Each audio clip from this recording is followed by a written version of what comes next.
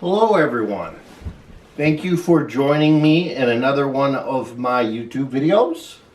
Today I'm going to answer a few questions that are quite common, that I seem to get quite a lot. And the first and foremost is, what is the rarest guppy?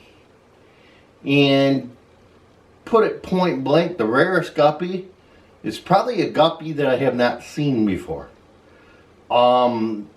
Whatever seems to hit out there that is new, that I have not, seen before, or somebody else has not seen before, it looks a little bit different, seems to be, become a hot trend, if you will, for a while. So that would be something new that somebody has made a cross to create. I often ask people to, hold off before going for such a thing for a while, because a lot of the times somebody will get a single fish or two that is looking in that particular way, take a picture of it, throw it all over the internet, and say they got this new line of guppies with this name that they made up. And the line will not breed true. Very few, if any, fish of the next generation will look like that. It takes several generations of breeding before you can get a line that is going to breed 90% plus true.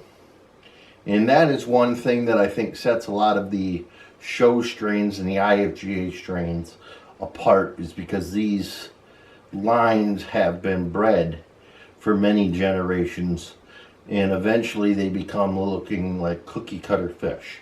One looks exactly the same as the next. So if you're really looking for something rare, then breed for it. And you will eventually have something that somebody else does not. But that's the great thing about guppies, is guppies have quite a wide range of characteristics that can be seen. There's just thousands of different color combinations, pattern combinations that you can genetically breed into the fish. So, with that said, that's my answer regarding that.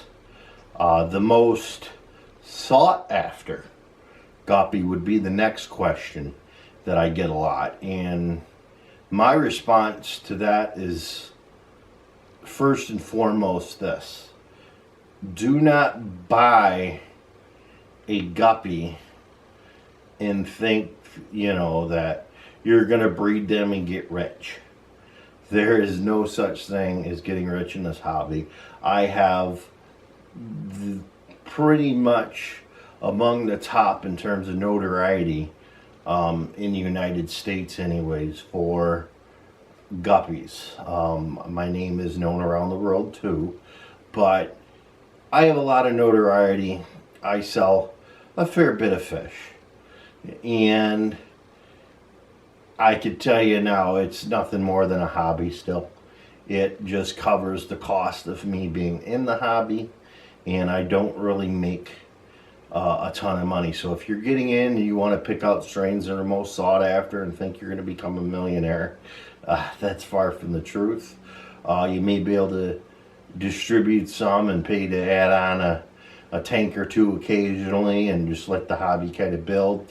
Yeah, if that's your goal, you may be able to raise something along the lines that will help you do that.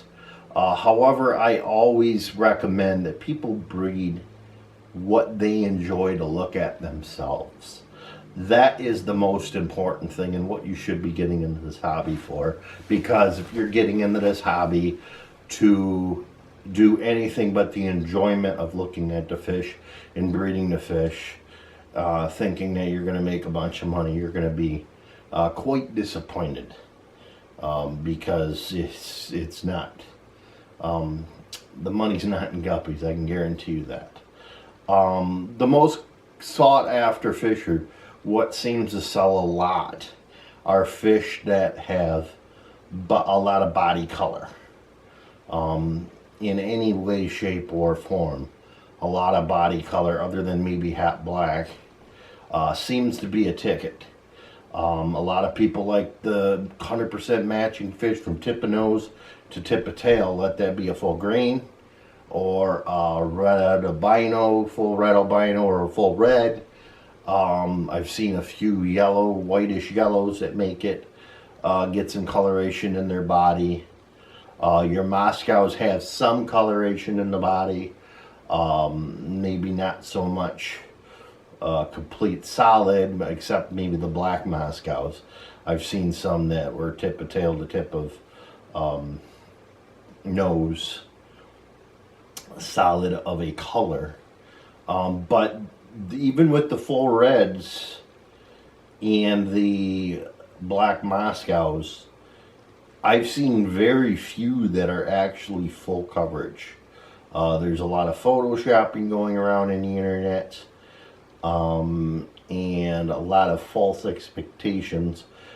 Certain things look better on camera, even not photoshopped. Some of my pictures look a little bit better in terms of color, maybe a little denser than they actually are in person, just from a standard camera setting sometimes. So I ask any of you that are looking to get into more than full-bodied or heavy body color fish, just take note that they're not gonna be as full of color as you think. There's gonna be a lot of genetic variances. You'll be far and few between to have some that are truly a dense color that you cannot see through to the undercolors of the body in that fish. They're just very, very, like I said, I think I've only seen 2 or 3 fish throughout my life in person at the shows that have ever really fully made that quality. So don't get yourself too high in expectations, but typically the fish with a lot of body color are the fish that seem to be the most sought after. If that is something that also interests you, then that may be a great strain for you to get a hold of.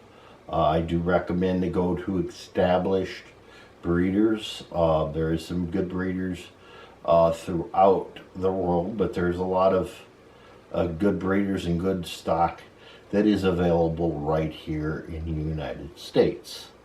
With no further ado, I will leave you with that. I have a Quality Guppies of yahoo.com email, so if there's anything that I can do for you, qualityguppies@yahoo.com. I have a Quality Guppies Facebook page and a Quality Guppies YouTube page, which is where you may very well be viewing me from right now. I would greatly appreciate if you can like my pages and subscribe.